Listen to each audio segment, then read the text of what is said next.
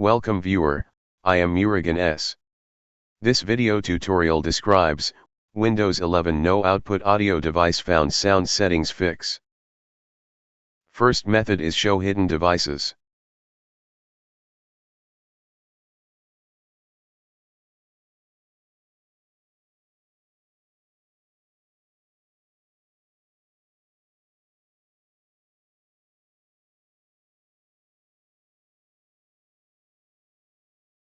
Second method is update audio driver.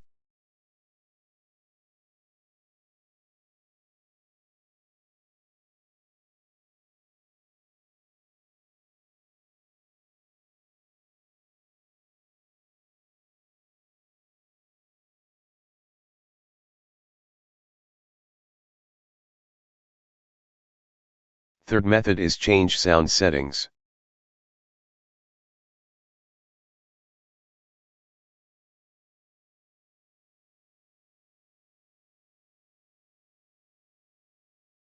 Select default output device. I hope this video tutorial helps to you. Please like, share and don't forget to subscribe my channel.